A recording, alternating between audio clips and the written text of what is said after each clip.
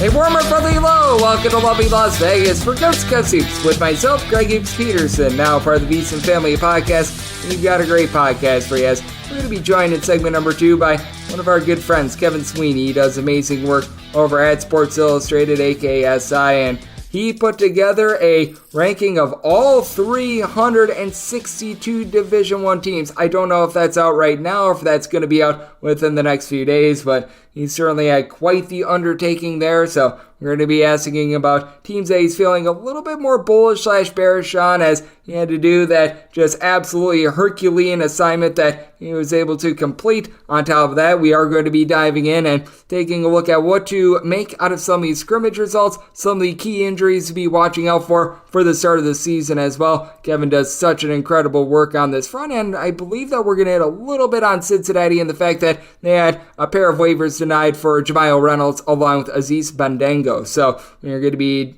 chatting with our good friend Kevin in segment number 2. Here in segment number 1, just going to give you guys what we've all seen over the last 24 hours in college basketball. It's not very much. Didn't really see a lot of injury news. We saw most of it more towards Tuesday / Wednesday, so this is going to be a shorter first segment. And if you do like hearing from this fine podcast, Coast to Coast Hoops, you're able to subscribe wherever your podcasts, Apple Podcasts, Google Play, Spotify, Stitcher, and TuneIn. If you have a question, comment, segment idea, what have you for this podcast, you do have one of 2 ways we fire those in. First one is my Twitter / X timeline at unit_D1. Keep in mind, letters EM. Naming does not matter, so as per usual, please do send these into the timeline. Other ways, find an Apple Podcast review. If you rate this podcast 5 stars, it is very much appreciated. And then from there, you're able to fire in whatever you'd like to hear on this podcast via that 5-star review. And we really didn't get in a lot of Twitter / X questions over the last 24 to 48 hours, so I answered a few earlier on in the week as to why I'm just not really one for taking a look at futures, what have you. And we did see one piece of news from the last 24 hours in that Wyoming, they had such bad injury luck last season, and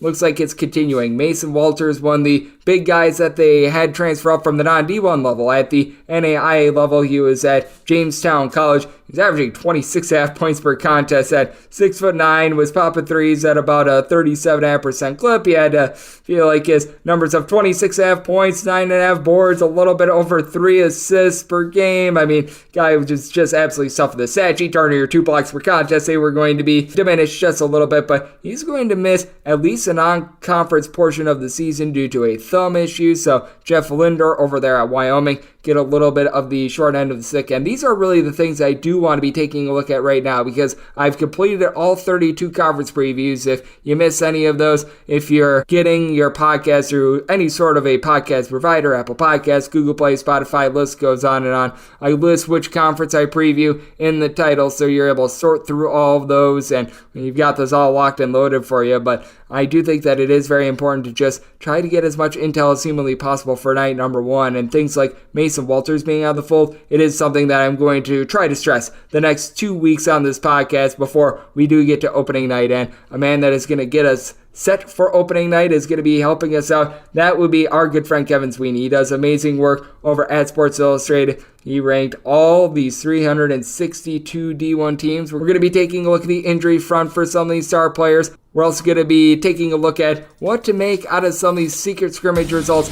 as well. That's up next right here on Coast to Coast Hoops with myself, Greg Hoops Peterson, now a part of the Beast and Family podcast.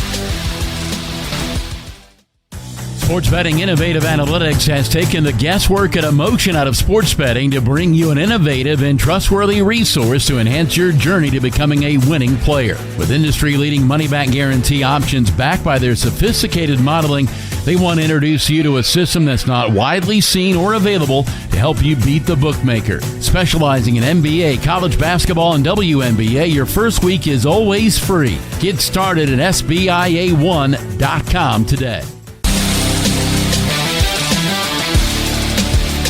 And we're back here in lovely Las Vegas for Coast to Coast Hoops with myself, Greg Hoops Peterson, now part of the Beast and Family podcast. It is always great to be joined by this man, as Kevin Sweeney is doing absolutely excellent work over at SI/Sports Illustrated. Take a look at this game that we all know and love of college basketball. He does great work on that front. Coupled with that, I know he does a lot of NBA draft scouting as well. So he's very much going to be looking at the future NBA stars of tomorrow as he takes a look at all the tremendous play that we're going to be getting in college basketball this season. I know that Kevin has been hard at work ranking every single team in college basketball for this upcoming season. I know that over on SI.com as well. He's been doing a lot of his conference previews as well. And to be able to follow Kevin on Twitter/X, that's at CBB_Central. And Kevin, it's always a pleasure, my friend. Thank you. Thanks for having me as always, Greg. Great to catch up. Always great to have you aboard, Kevin. And Kevin, we are just a little bit over 2 weeks away from the start of the college basketball season. Cannot come soon enough. And we're starting to get a little bit of a taste of college basketball with regards to some of these scrimmages. But what do you make out of them? Because we know that there's a lot of super fans of their favorite team on Twitter/X that every time they see their team win a scrimmage, they're thinking, oh, it's the Final Four for us this year and everything like that. And I would advise a lot of those fans to pump the brakes just a little bit. But I do think that there can be some takeaways from these scrimmages, but I think that they go beyond the final score themselves and rather player usage and things of that nature. I'm not sure what you take away from scrimmage, but I think diving into them a little bit more is much more important than the actual final score. Yeah, I'm with you, Greg. I think the best way to approach it is to, as particularly the concerns you might have about a team on paper, see how those wind up looking in a box score from a one-game sample, right? So, I remember several years ago, the Anthony Edwards Georgia team. And the thing I said to myself preseason was I think they're talented, but I don't know how they're going to take care of the basketball. And you looked up at their first scrimmage, I think it was a D2 game. They just really struggled to take care of the basketball. They had 20 turnovers in that game. And that was the alarm bell for me to I need to take this as seriously as I thought. So to me, that's really what I'm looking for, right? Obviously, it's great to see, who won, who lost, results. Everybody wants to hype up individual scoring performances, whatever. But to me, the thing I'm really hunting for early, and I think to a degree you're doing this early in the season as well, is just what are the big picture concerns you might have had about a team, and how is that manifesting itself once you actually get into game action? Absolutely. And how do you read some of the rotations that we see as well? Because we know that there are some coaches that they're going to take these scrimmages as if it's for lack of a better term, to use the NFL phrasing, game one of the preseason, where they're just trying things out. They're trying to see, all right, if I mix X and Y, does that produce a good result out there on the court? And then I'm sure that there are some coaches that they take it more back when we had 4 NFL preseason games, that dress rehearsal game number 3. They want to be taking it as if it were an actual game. They're taking it very seriously. And I always think that that's one of the biggest things to try to dissect as well. One of the most difficult things as well, because I do think that coaches' motivation and what they want to see in these scrimmages can sometimes be very vastly different. I agree with you there. And I think it's particularly hard when you're dealing with the secret one where there's no video footage, right? There's a lot of variety in terms of how the games are played. And I think sometimes there's kind of an agreement between the two coaches. Hey, we're going to make sure we get some of these bench guys onto the floor here early on. And I think that's what makes it hard to really talk too much about rotation. So I try not to look at it too much. But if a team has been playing multiple bigs and you see it a lot, okay, that's an interesting sign. Is a freshman playing more minutes than you might expect? Yeah, that's an interesting sign. But not too much otherwise. Yep, and a little bit of a side note, I always have a little bit of a chuckle when they call it a secret scrimmage, when there's a whole bunch of video, there's hundreds and hundreds of media members there. It's this was a really bad kept secret here, guys. So there's always that as well, as Kevin Sweeney does amazing work over at Sports Illustrated is showing to be right here on Coast to Coast Hoops. And certainly something that is lingering coming into the season, and I do think is very important, is taking a look at some of these injuries, because I feel like the biggest two right now to monitor, Donovan Clingan over at UConn and Tolu Smith over at Mississippi State. There are certainly quite a few others that I'm sure we'll hit in a few minutes, but just taking a look first things first at the Donovan Clingan issue for UConn, how do you gauge this? Because with the timetable for his return, if the UConn wants to, they probably can be able to throw him out there for that game against Northern Arizona. But I do take a look at the way that the schedule lines up for UConn, and I think that would be beneficial to just make sure he is fully 100% and not rush him out there on the court, because they're playing the likes of Northern Arizona, Mississippi Valley State, Stonehill, schools like this. And I do think that for an injury to happen to Donovan Clingan, this is honestly the best time, because I do think that UConn can play this however they want and be very cautious and safe about it. I agree with you. I think they are going to try, you would think, to get some game reps in, even if it's 10, 15 minutes a game early on, just to get them comfortable. To me, I think that's important. But you're right. I mean, look, if he misses Northern Arizona, UConn will be fine. If he misses Stonehill, UConn will be fine. It might have, honestly, the biggest impact on the potential National Player of the Year race. And obviously, Clingan is a potential candidate in that regard if he has the type of year that a lot of people are projecting. That, to me, would be the bigger impact. To lose 3 games off the top, lose a little bit of the early chances for hype and excitement. But I wouldn't be super concerned long-term. beyond the fact that, look, yes, big men, foot injuries, that can be scary. It's been scary for other guys. But from what I've gathered with this one, it is a more short-term deal, and they can kind of nurse him back to health as they feel appropriate.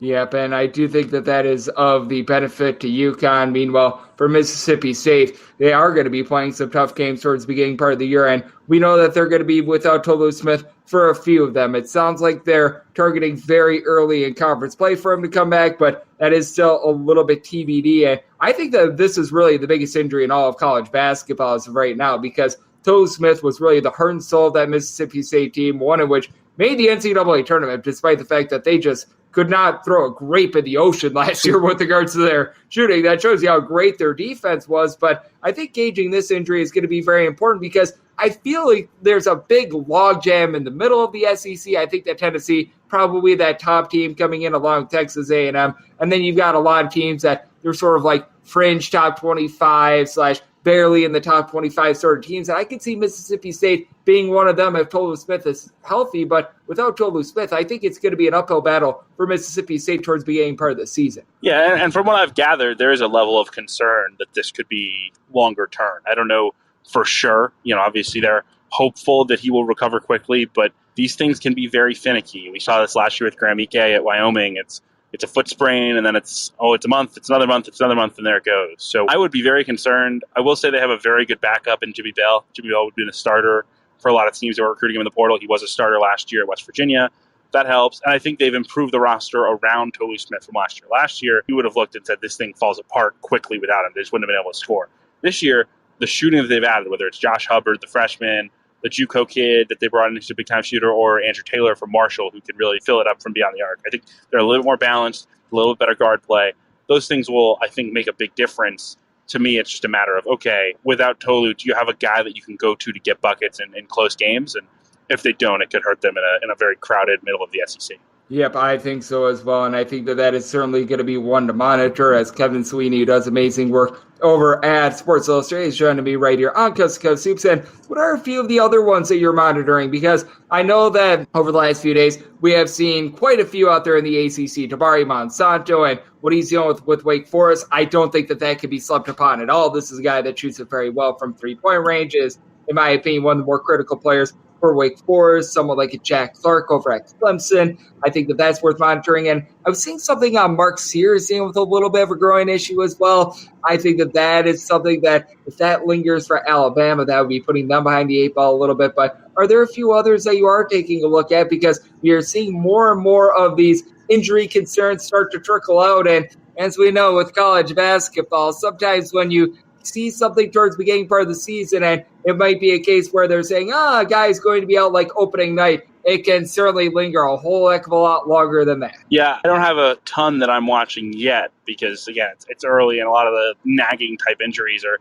things that will get sorted out here over the next couple of weeks. But that is definitely one value in box score watching some of these exhibitions and secret scrimmages, is to see, okay, is there anybody out, and then get some questions answered. I know there's a couple of guys who haven't been released publicly yet who have bumps and bruises. I know there's a concussion out there that was mentioned to me off the record in the Big 12 that's worth monitoring. So things like that, I hesitate to mention them now, but I think certainly as you get towards the first, as you approach the first week and get to November 1st, I think you start saying, okay, who are we going to be missing on opening night when we start seeing some of these games? And I mean, it's just one of the most difficult things as well. You look no further than college football. I know that this is obviously a college football reference here, but like E.J. Warner at Temple, he was like ruled out 30 minutes before the start of the team's game on Saturday. And it's like, as those of us that listen to the show as bettors, we're just like, what the heck are we supposed to do, not knowing anything, because that was not released publicly. And I think that is one of the biggest issues with regards to trying to be able to handicap forward with regards to college basketball, because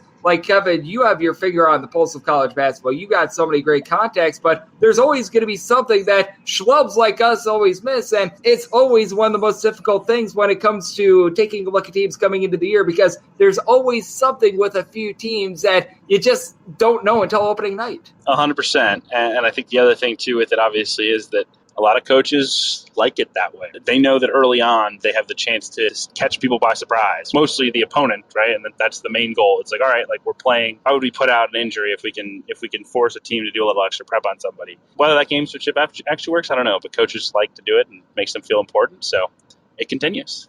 Yep, it certainly does. And unlike the NFL, you get no injury report when it comes Yes. to college sports. So, I mean, that's the beauty and the pain of it. As Kevin Sweeney does amazing work over at Sports Illustrated, is joining me right here on Coast to Coast Hoops. And Kevin, I know that your big offseason project was taking a look and ranking all 362 D1 teams. Now, I know you're doing a great job with your individual conference previews as well, but with this endeavor, no doubt about it, you have to dive into a lot of information and you have to take a look at a lot of good teams, and then you get the joy of taking a look at teams like the old Delta Devils of Mississippi Valley State. And in all of your research, putting together that 1 through 362 list, are there a few teams, because I'm sure that there are, that after you did your research, you're feeling a little bit more bullish / a little bit more bearish on? At the high level, I think Auburn has a chance to be really good. And I think people are starting to catch on, but that's a team that the more you look at it, the more you like. Now, obviously, some questions at the point guard spot with Holloway and Trey Donaldson. Who wins that job? How do they look? As well as Denver Jones at the 2. Another guy who's a transfer up. What does his production look like? But the front court's awesome. You have a great coach in Pearl. I mean, to me, that's a team that's maybe a little bit undervalued nationally right now. In the mid-major world, the more I look at Colorado State, the more I like them. Their transfers, the reviews on them have been outstanding. Nick Clifford from Colorado has been a big impact for them in practice. Joel Scott, the Division II transfer, has been amazing for them and filled in as that power forward that they didn't have last year. So they're really optimistic. That's a team I think that is sneakily right in the mix to win a Mountain West championship, right with San Diego State, New Mexico, and Boise. And then I'm trying to think into the lower levels. I really like Wright State. I know that there's a lot of excitement there with a Tanner Holden waiver, but that team was not far away last year. They have a ton of talent. They have a proven coach. In Holden, you're getting back a guy who was very clearly in the Player of the Year conversation, and that's just hard to find at this level. So I think Wright State has a chance to be that one big league team that's really scary as maybe a 13 or 14 seed come March.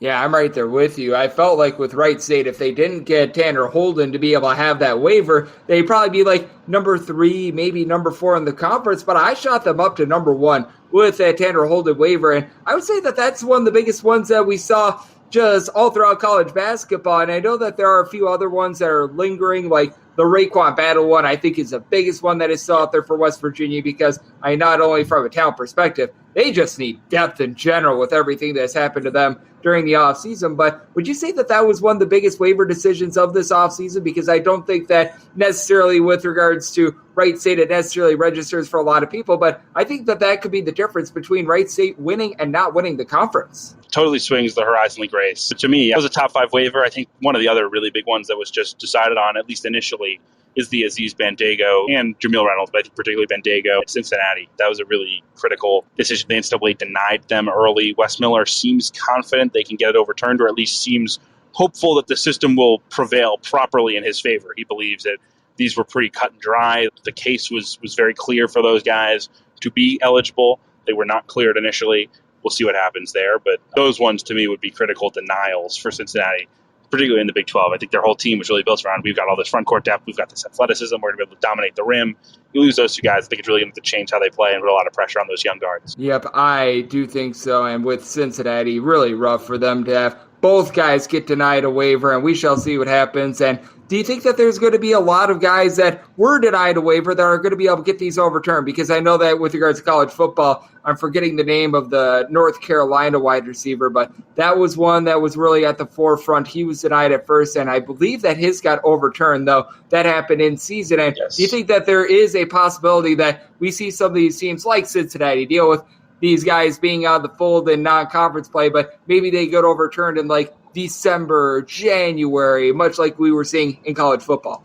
Yeah, I certainly think that's possible, partially because the NCAA has a backlog of these things to get through. And the other thing is that a lot of college basketball teams were pretty deliberate in filing the waivers, waiting a little bit later with the hope of getting some information from football and other sports in the fall, and then using that information to best tailor the waiver to what the NCAA has been clearing. I know I just saw that Femi Odekale at New Mexico State, his waiver was only filed last week, to give you an idea. So, it's not as though these things have been sitting out since May and June when these kids committed. In many cases, this has been a slow walked process to ensure that they get the best possible waiver case made. Because of that, I think we're going to be running right close to tip off for a lot of these decisions. And then from there, you'll go through the appeals process. And we've seen there be some leniency in the appeal process, particularly once the school is able to provide a little bit more information that the NCAA is looking for. Yep, and that is going to be something that lingers on throughout the season, which we are going to need to be taking track. We are going to need to be keeping track of that. And there's a lot of moving parts this year in college basketball. And Kevin, you're doing a great job of keeping your finger on the pulse of it. You're doing a great job of keeping up with it all. You do absolutely amazing work at Sports Illustrated. So love to get people at home know it's all on tap for you and how people are able to follow your work on social media and other platforms. Yeah, we've got our conference previews up at SI. We've got some other content like breakout players, National Player of the Year picks, etc.